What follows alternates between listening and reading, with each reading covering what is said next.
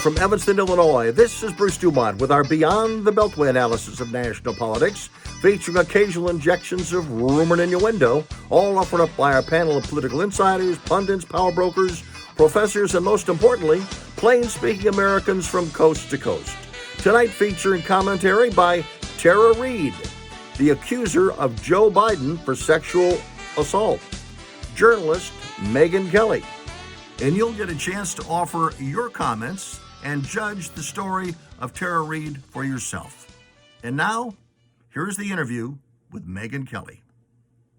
Tara, thank you so much for being here. We'll get to your accusations against Joe Biden in a minute, but first I just want people to get a sense of who you are. Where are you from? I was born in Monterey, California, and I grew up on a farm in Wisconsin, lived in about 80 acres. Okay. So for part of my childhood, and lived also in Athens, Georgia, and then back to California. So you go from the West Coast to Washington, D.C. for a stint. You work on Capitol Hill, and then you wind up getting married and having a child. Right. Unfortunately, that marriage took a dark turn. Can you tell us a little bit about that? Yeah, I met my ex-husband actually during the time I was living in Washington, D.C. when I was working for Joe Biden. The joy of that was my child, and my daughter, and it's wonderful. But the heartbreak was that he was quite abusive and had a history, and we were put in a program that required me and my daughter to leave the area and have a sealed name change and live in a safe house. It was a very serious domestic violence situation. It was. Law enforcement coordinated with women's shelters, and then also his parental rights were terminated. And so I raised my daughter by myself. So you get a name change, you get a social security number change, you wind up moving to the Pacific Northwest, and then you decided to go to law school. How'd you pay for that? I took out a lot of loans. I'm still in debt, very deeply in debt. So you spent basically most of your career at that point helping domestic violence survivors, I'm told, work for some animal rights organizations and the like. Correct. And is that what you were doing up until recently? Correct. Off and on, yeah. Okay. How old is your daughter now? She's 25. Okay. So let's go back to 1992. You get a job working for then Senator Joe Biden as what? A staff assistant. You're overseeing the interns. Correct. So I was very excited to be on the Hill. I was very excited to work for Joe Biden. He's someone I looked up to. So you're on Capitol Hill. You're how old at this point? I'm 28, 29. And you make some friends, including a woman who I'm just going to call Karen for the purposes of this interview, who's working in Ted Kennedy's office. Correct. Okay. And Karen becomes pretty relevant in a short amount of time. Then at some point in your 8-month stint working for Biden, you claim you were sexually harassed, and I'm making a distinction here between harassment and assault. We'll get to the alleged assault in a minute. You claim sexual harassment began. How so? I would see him in hallways or whatever. He would always just greet me, put his hands on me, or put his hands on my shoulder and rub, my neck sometimes. It was just a bit odd. And I'd never had an employer do that. Did you ever see him behave inappropriately with someone other than you? Not really. He would sometimes put his hands on people that I thought it was just unusual, that he would just move people instead of saying, excuse me. I would see that once in a while. But he seemed to, at meetings, he would like put his hand, not necessarily look at me, but he would just put his hand on my shoulder, and then I would feel his finger underneath my hair, like on my neck. And stroking your neck? Yeah, just a little with his finger, and it just would make me freeze up because I'm a demonstrative person, but he was my boss and quite a bit older than me, and I just was surprised by that. What did you take from that? Did you think he was after something? At the time, I just was so kind of surprised by it, and then I was called in actually to the office by Marianne Baker, to her office, and there was a discussion going on about me. Marianne Baker was Joe Biden's assistant for 30 years. She's in her 70s now, right? Okay. But she was your boss. Correct. Okay, so she was the person that you reported to, and what happened? You walked into her office? They were having a discussion about having me serve drinks at a fundraising event, and an aide was arguing that to me, saying that, I didn't have to do that. That wasn't my job, that because the senator had said he liked my legs and thought I was pretty, I didn't have to do this. Who told you that? It was a Senate aide. That it heard Biden wanted you because he liked your legs. Correct. And I was called into the office because they wanted to discuss it with me. Okay. And then I had one of my hallway meetings with Marianne Baker when she talked to me about it. And she just said, you know, if you want to get along here, you need to keep your head down and do what you're told. If you want to keep, working here, basically. And she said, you need to button up your blouses, you need to have longer skirts, and you need to not look so sexy and noticeable. And you need to, change how you're dressing. Were you wearing short skirts and low-cut blouses? No, I was wearing what you would get at Express, like just normal, skirts. Back then in the 90s, we wore a lot of, pastel-y kind of things. I wore heels. I mean, I did dress. But so what do you think that was about? I think looking back on it, it was almost like damage control. It's like they were coming out aggressively at me because of the drinks thing, I think, but I don't know. Did you change the way that you dressed?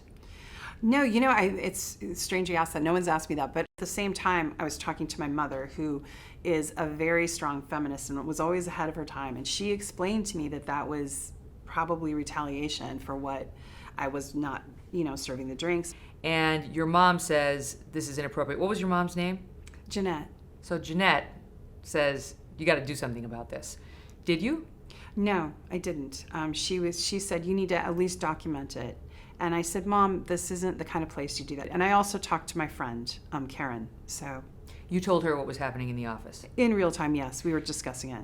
After they had the discussion with you about your dress, do you feel there was any other retaliation? It just became very icy. And my friend Karen noticed it when she would, if we would go to lunch or something, when she'd call for me, there was this iciness. So there comes a day, at some point that spring of 1993. Correct. Where you say Senator Biden and you had an experience in a hallway in one of the Capitol buildings. Can you describe what happened that day? Yes, this was during that time where I was kind of frozen out, so I was kind of surprised. But Marianne came rushing in with this bag, like a duffel bag or gym bag, she called it, and said, hurry, the senator's already on his way.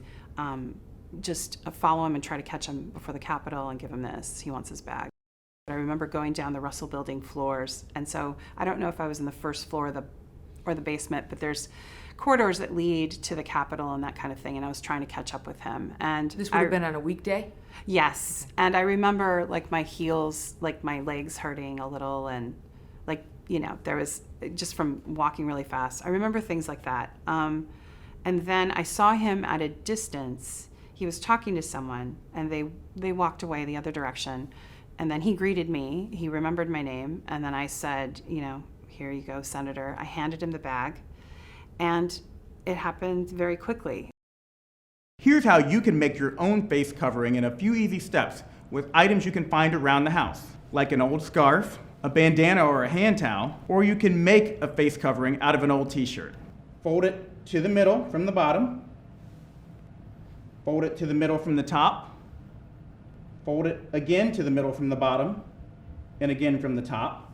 And then 2 rubber bands, one on one side and one on the other side. Then you fold either side to the middle, and you have yourself cloth face covering. It's that easy.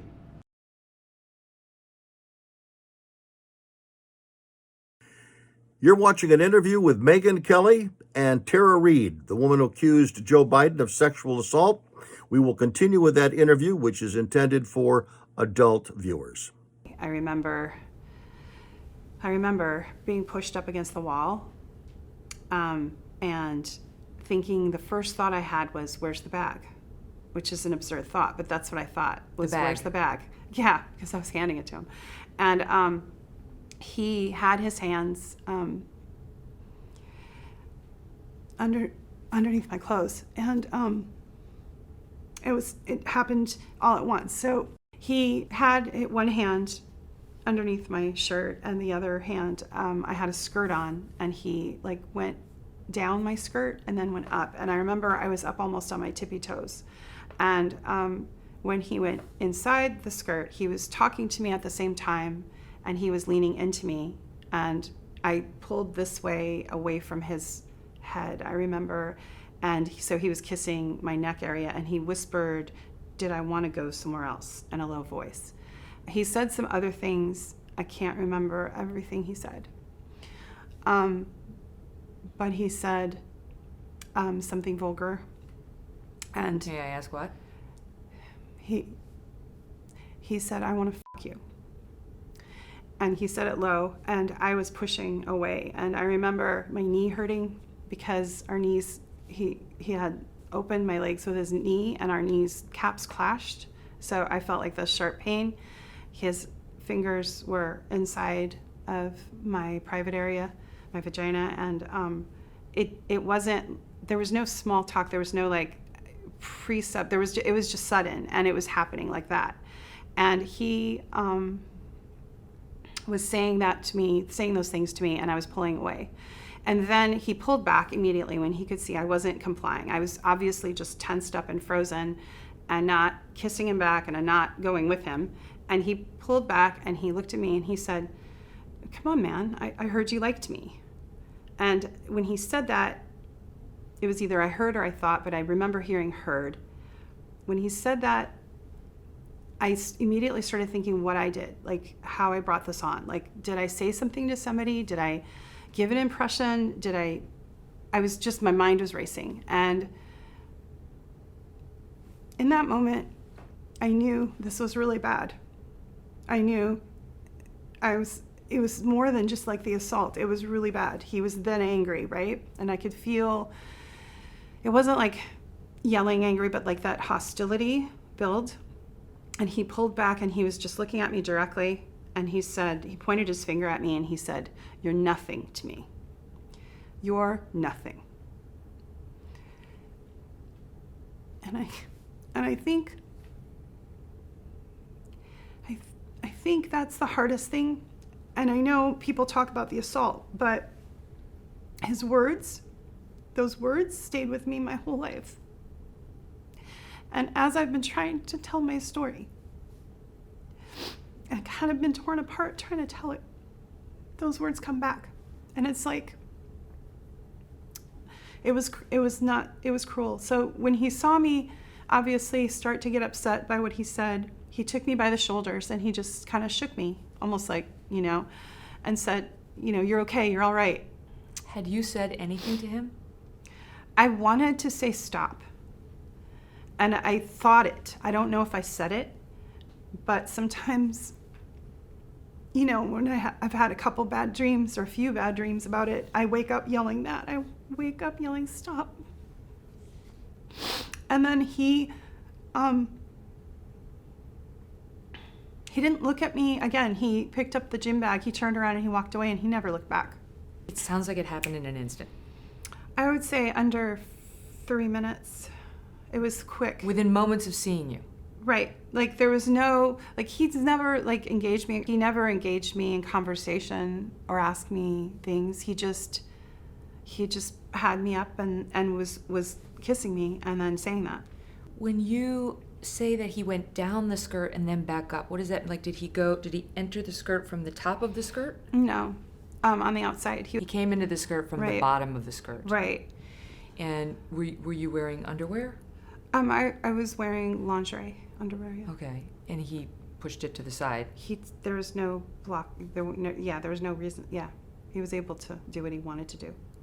And I don't mean to get too graphic. That's okay. But are you saying that they were crotchless when you say that it was lingerie? Like, can I just be clear on, did he push the underwear to the side or was that not an issue? That was not an issue. Why? Because they were just lingerie panties, and I was going to meet my boyfriend later, so, yeah, so. Meaning there wasn't much to them? Right. Some people are going to hear this story and they're going to say, you're telling me a U.S. senator in the middle of the day in a Senate office building committed a sexual assault right there? Mm-hmm. Yeah. How can people believe that? I don't really care if people believe it or not. I've had to live with it. And it's just one of those things that's impacted and shattered my life. It changed everything about my life. In that moment, I knew how angry he was. And I remember thinking, like, taking it on myself, like thinking I put him in a bad position. Like maybe he thought I wanted to be with him. Many people look at him and they say, you know, Joe Biden is a jovial, kind, warm guy. And he couldn't possibly be capable of that level of callousness. To those people, what do you say? He is. I'll never forget the calling me nothing and the way he pointed his finger at me, the sternness. And then, you know, when he said, you're okay, it's like he just walked away. So when you got out of the Senate building, what did you do next? Did you tell anybody? I remember just trying to get home. Like, I remember I had sitting on those stairs thinking I just had to get my legs to work so I could go back and get my purse. And then I remember being home. And then I was curled up, like in fetal position, practically talking to my mom. Was she the first person you told? I called her. You told her all the detail? Mm-hmm. It took her a while to get it out of me because I was embarrassed about the underwear I was wearing. She described it as sexual assault. I mean, she said, this is wrong and you need to go to the police. And she was begging me to go to the police. She cried and yelled at me. And then when she was yelling at me, it really stressed me out. But did you consider it? Did you consider going to the cops? I did not, because it was the Capitol Police, and I just said, Mom, you don't do that here. Did you tell anybody other than your mom? And I told Karen. And I called her, and then we finally got to talk.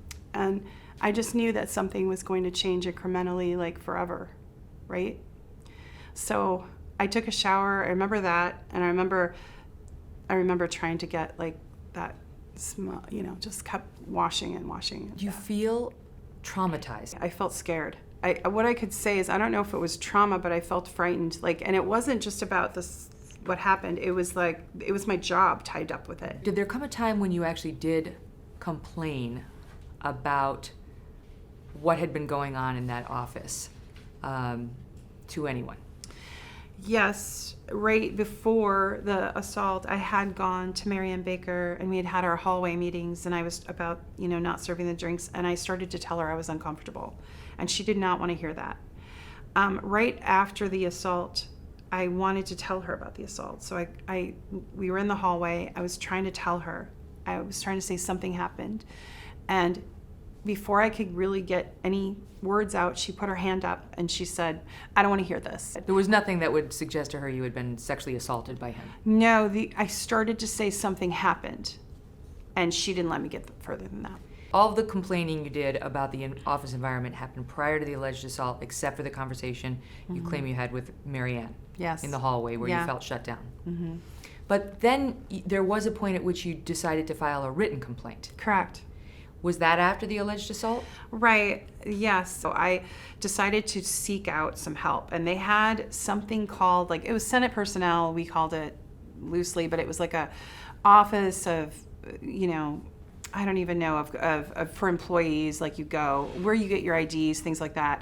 But you go and you fill out a form and you start a process. So I did an intake form. I don't recall what I put on the intake When form. you walk into the office, do you see another human? Behind the window, like almost like, you know, behind, if you were to go to a doctor's office, and they hand you a clipboard. So they handed you a clipboard, and it had a piece of paper on there. But what did you say? I filled it out with my information and then said, I described the sexual harassment in terms of that being asked to be served the drinks and being uncomfortable.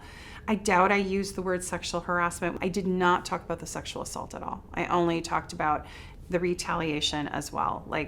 Because at that point I was really afraid of losing my position. Did you have the chance to copy the form? No. And we didn't have cell phones back then. Like now I would have taken a picture with my phone, but Some people have hit you for this, saying you kept virtually every record from your 92-93 stint in Biden's office. Why would you not keep the one form that alleged harassment or retaliation? actually I didn't keep very much from that time. I don't even have pictures really from that time. I think I just have a few things. Did you even think to get a copy or to try to get a copy? I thought they were going to call me for an appointment, so I just thought it would be, I didn't know I was going to be fired at that time. Okay. So I just thought I would be imminently coming into the office. How long thereafter were you fired? I would say it was within a month I was stripped of my duties. So I don't know if they knew about the form, but I suspect that it got around. But I don't know. So there was never a call in response to your I never got a form? call. You've claimed that you complained to 3 people in Joe Biden's office at the time about the harassment, not the assault. They have all vehemently denied it. Marianne Baker, your direct report, says, such a complaint, quote, would have left a searing impression on me as a woman, professional, and as a manager. It didn't happen. Ted Kaufman says, she did not come to me. If she had, I would have remembered her. A similar denial from Dennis Toner. These are pretty emphatic. Your reaction? Well, you have to look at the source. I mean, they're still working with Biden, so they're not just Biden staffers or former. They're with him, except I think Marianne Baker's now retired, but she was with him. Their job was to cover what he did. There are people that have enabled and allowed his behavior to continue, and they know who they are, and in a way, they're complicit. There are everyday actions to help prevent the spread of respiratory diseases. Wash your hands. Avoid close contact with people who are sick. Avoid touching your eyes, nose, and mouth. Stay home when you are sick. Cover your cough or sneeze. Clean and disinfect frequently touched objects with household cleaning spray. For more information, visit cdc.gov/COVID-19. This message brought to you by the National Association of Broadcasters and this station. You're watching an interview with Meghan Kelly and Tara Reade, the woman who accused Joe Biden of sexual assault. We will continue with that interview, which is intended for adult viewers. One of the witnesses who has come forward to support your story is Karen, this person you met in Ted Kennedy's office. Right. Karen is a working professional. She does not wish to be on the record by name, but she has spoken to my producer in this interview, Rich McHugh, an investigative reporter and producer, and she has said to him specifically that your story has never varied, that you told her this story at the time it happened. Why do you think Karen is afraid to come forward with her real name and say this publicly? Because she's, she owns a business, and I mean, she has, a family. You see what's happening to me. My friends and family are being harassed and attacked and discredited and dragged through the mud. There's another woman who says you told her this story about 2 years after it happened. Yes. Her name is Linda Lacoste. She's a lifelong Democrat. She says she's a Biden supporter and is going to vote for Joe Biden this November. Yeah. But she said this happened, and I know it did because I remember talking about it. People need to believe Tara. What's happened to her since she came out and identified herself as somebody who is a corroborating witness of yours? She said it's been hard on her because she's been getting harassing calls. People have been saying really terrible things about her on social media and dragging some of her personal life onto personal finances, just all kinds of things smeared. You voted for Joe Biden in 2008 and 2012. And I think a lot of people look at that and say, how could you vote for the man who sexually assaulted you? Because I wasn't voting for him, I was voting for Obama. I mean, I was really hopeful and happy that Obama became president, and Joe Biden happened to be on the ticket. My daughter was young. There was no way I was going to come forward. And at those times, there was really no mechanism. And I think when people say, why don't you just tell your story? Well, it's not that easy. When I tried to bring forth my story this year alone, it took months for a news outlet to really look at it, and then months more for them to investigate it and vet it and look into it, and then they decide when they print it. I have no control over that. But as recently as 2017, you were praising Joe Biden publicly. Right. And I think that has a lot of people scratching their heads, right? There's on multiple occasions you retweeted or you liked online praise for Joe Biden and his work combating sexual assault. There was a compliment you tweeted about him saying, "My old boss speaks truth. Listen." I mean, it is true that women do sometimes praise men who have sexually harassed or abused them. But why would you publicly praise Joe Biden for actions on sexual assault when you claim that's what he did to you? Well, one thing during that time, I'm an expert witness on domestic violence issues, as you know. So that was like an account that was, part of that awareness of domestic violence and other violent acts. I've always been conflicted about Joe Biden. I didn't want to talk badly about him, and I wasn't ready to tell my history with Joe Biden at that point at all. and nor I had any idea of going to the press about it at that point. It wasn't until 2019 when I saw Lucy Flores come forward and the way the media treated her. Politician from the state of Nevada. Correct. Who had come out and made an allegation about Joe Biden touching her inappropriately at a campaign event, she said. I felt I wanted to come forward, so I talked to my friend Karen, and Karen actually had said, have you noticed they said no employees had come forward? And I said, I know, and I thought about it. But Karen was really against me ever coming forward, period, in public. She just said, the blowback will be so bad, it just will be terrible. And I'm like, well, this is a different time. There's a Me Too movement. Like, maybe this is the time for me to really, I feel a bit hypocritical. Here I am, an advocate for other people, but I'm hiding this secret. I'm not telling what happened to me. Yeah. You give an interview to your local paper. Right. And you don't tell the full story. You only tell about the alleged harassment, and you don't mention the alleged assault. Why not? The first question that was asked of me was, well, it wasn't sexual, was it?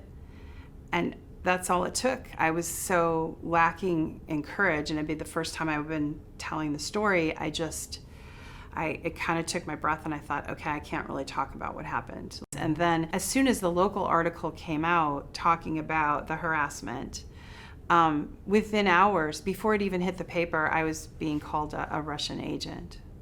So. Right. We'll get to Vladimir Putin in a minute. But how soon after speaking to that reporter in April of 19 did you begin reconsidering and thinking about telling the full story? Almost immediately. I think it was probably later in the summer that I started reaching out back to, a couple of reporters that I had been speaking with, and they did not respond. And so then I started reaching out to politicians. And I really started in the fall, very actively, even tweeting openly, like, there's something more, and really putting it out there, but not receiving a response. So. Let me back up before we get Sure. there.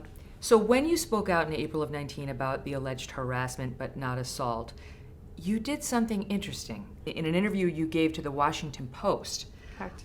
There's a quote from you that is, "This is what I want to emphasize. It's not him. It's the people around him who keep covering for him. For instance, he should have known what was happening to me. Looking back now, that's my criticism.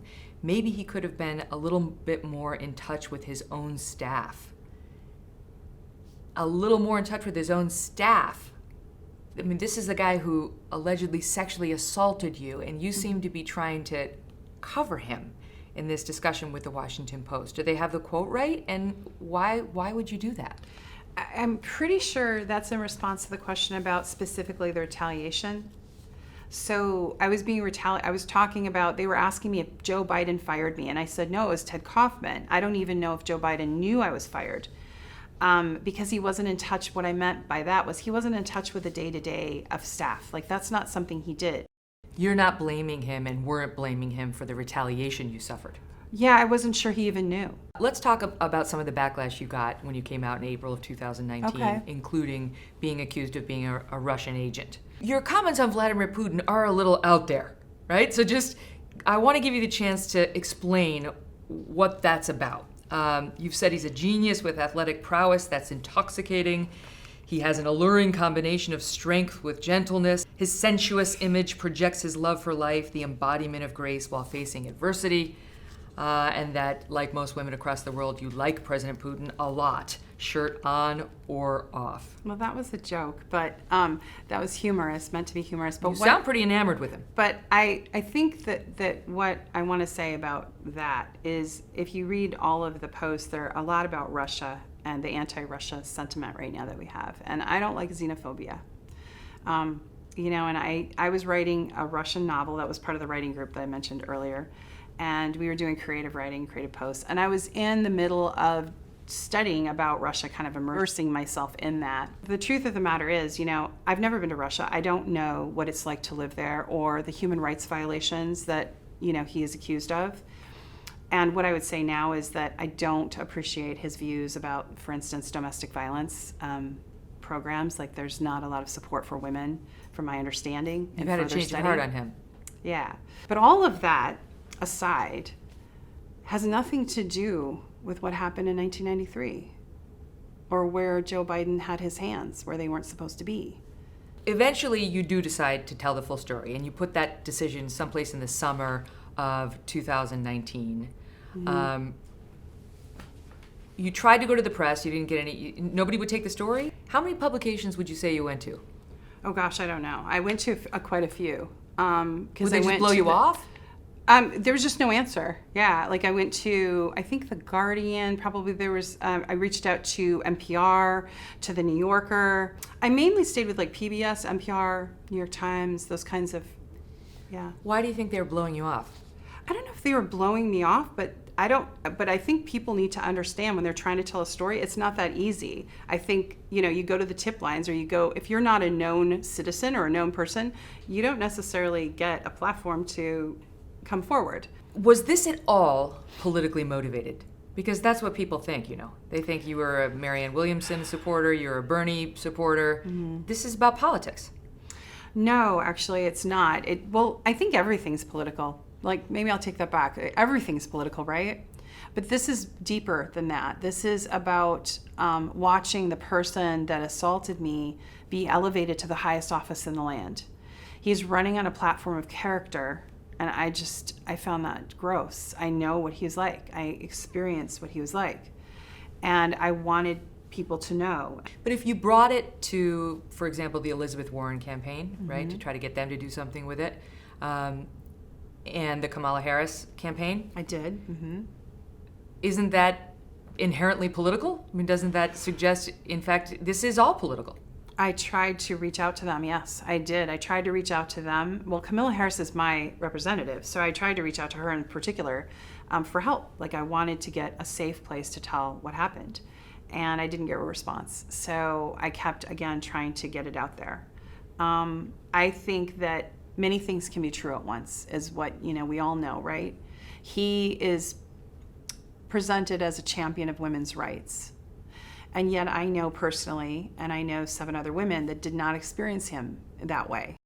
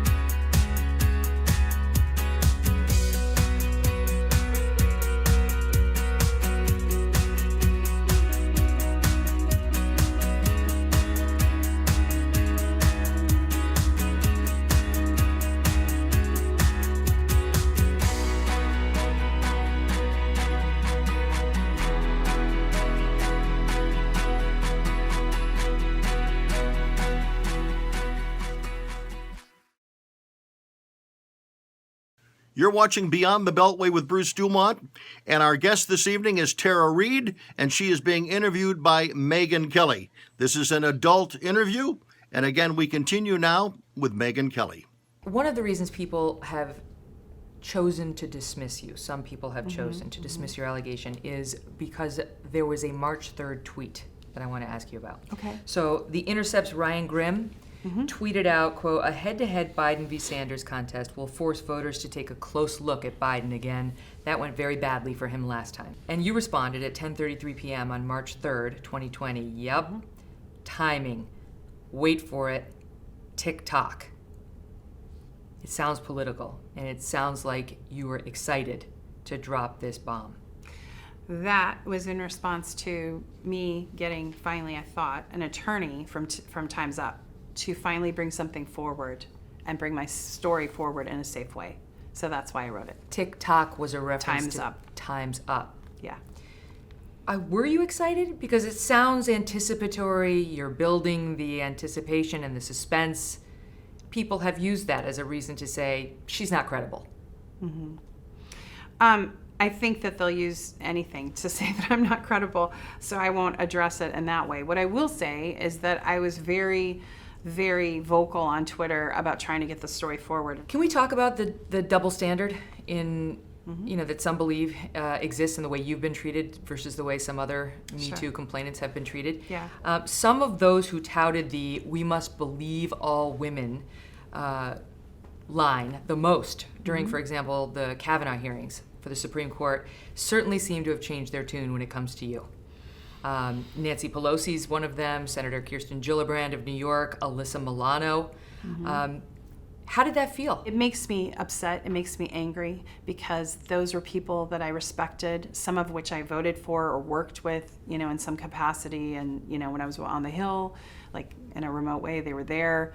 I voted for some people that said this. For instance, I supported Elizabeth Warren, who basically said she believed Joe Biden and just dismissed me. I mean, what do you want to say to people like that who are looking into the camera right now saying, I don't believe her, I support him? I want to say you don't have to discredit me or not believe me to vote for Joe Biden. I even have friends and family that are still voting for Joe Biden because that's what they're doing. Why wouldn't you ask me? Ask me what happened. Ask me my experience. And then if you choose to not believe me, that's fine. And I don't really care deep down if they believe me or not. I know what happened to me and I'll move forward. But I want other survivors to know that they can come forward. And when they see this sort of onslaught, this sort of partisanship, it's very discouraging. So we can come forward unless it's a Democrat? Is that the message we're sending? You've been an active Democrat your whole life. Yeah. Are you still? Well, I don't know if they've noticed, but I'm leaving the Democratic Party, and I won't be part of any. I won't be a Republican. It's just not my political belief system. I've been pretty much a progressive all my life, and so it's been. I feel politically homeless. Do you believe we should believe all women? I believe in the survivors that have come forward, like Blasey Ford, and the other ones that have come forward. I do stand with them. I think that there needs to be a conversation rather than a hashtag. Are you in favor of the conversation? I mean, does Joe Biden get due process? Does he get the chance to vet these claims and defend himself? Is that okay? I think he's been doing that, right? He's had a chance for more platforms than I have. Let's talk about what he said, because he went on TV last Friday and said, first of all, it never happened. Period, end of report. This did not happen. He did say that, in his view, accusers should start off with the presumption that they're telling the truth. Do you think he's afforded you that presumption? No. I mean, it's been stunning, actually, how some of his surrogates with the blue checks, that are his surrogates, have been saying really horrible things about me and to me on social media.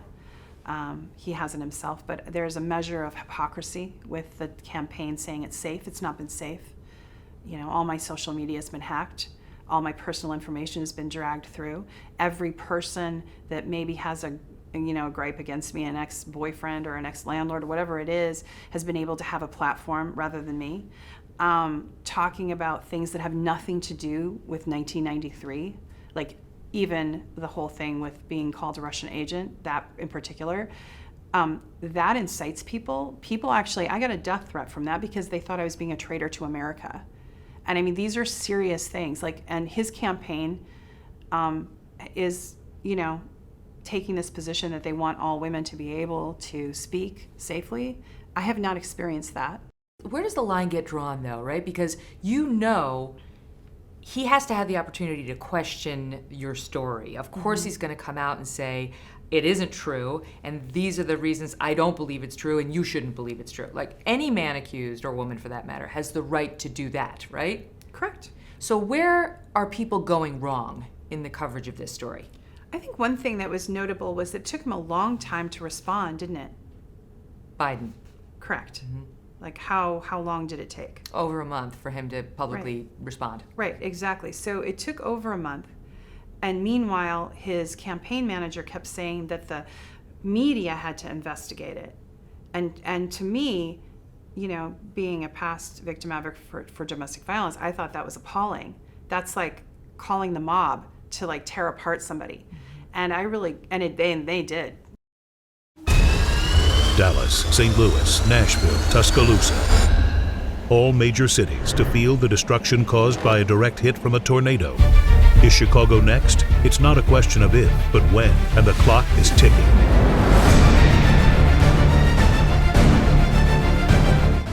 Learn what to do now at ready.illinois.gov to become tornado ready. You're watching Beyond the Beltway with Bruce DuMont, and our guest this evening is Tara Reade, and she is being interviewed by Meghan Kelly. This is an adult interview, and again, we continue now with Meghan Kelly. And have you had any representation during this time? No. So you got rejected by Time's Up. Have you had a PR person? No. Have you had a lawyer? No. So it's just you? Just me, kind of stumbling around trying to tell my story. If he's watching this, what do you want to say to him? I want to say, you and I were there, Joe Biden. Please step forward and be held accountable. And if you feel that you can address this in a real way, then you know, and I know, that you should step down. You should not be running on character for the President of the United States. You want him to withdraw?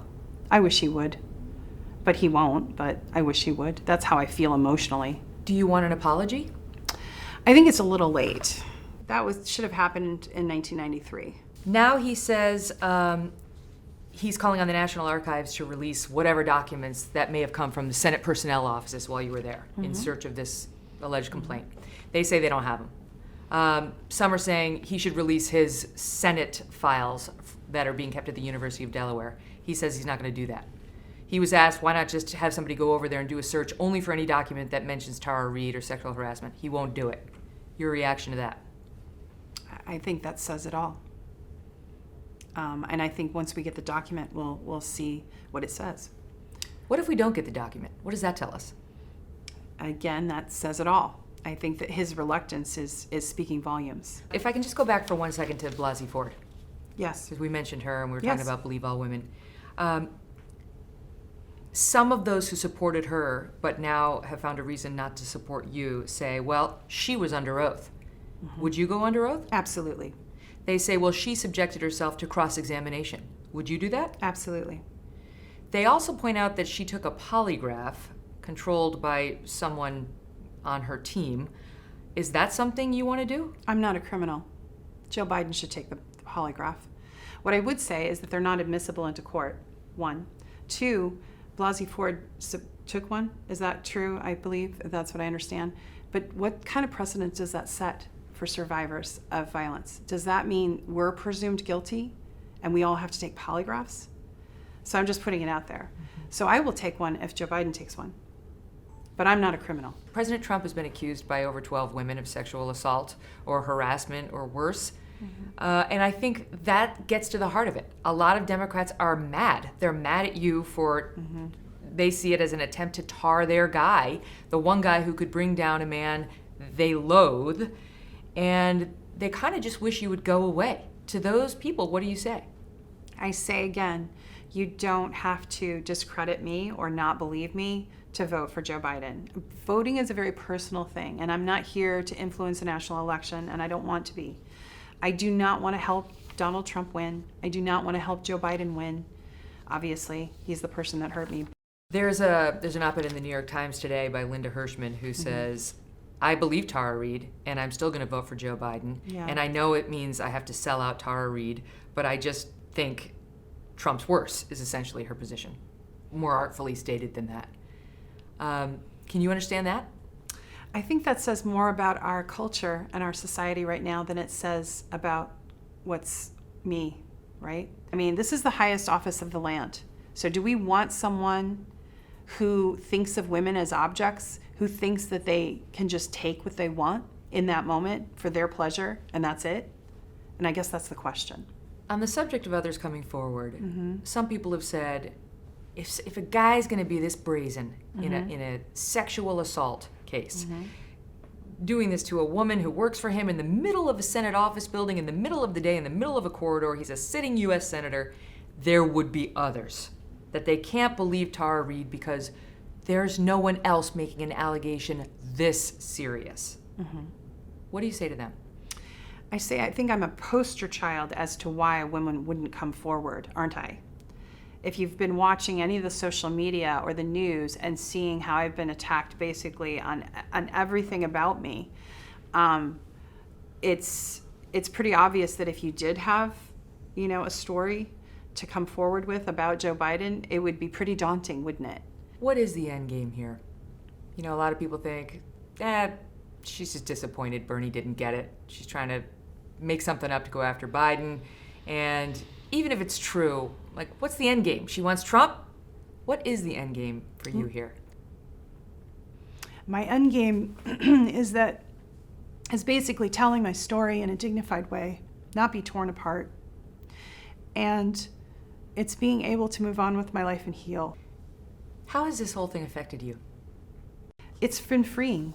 It's actually, I can't describe it, but even all the smears, it's just okay, bring everything out. Fine, talk terrible things about me. Say my bankruptcy was posted. And I want people to know, don't be ashamed if you're poor.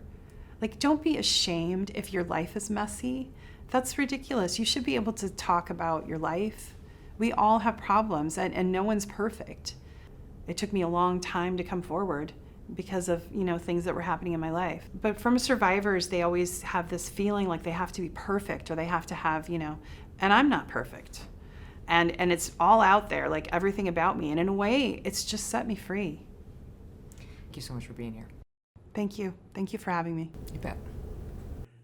That concludes this edition of Beyond the Beltway. Thank you very much for joining us.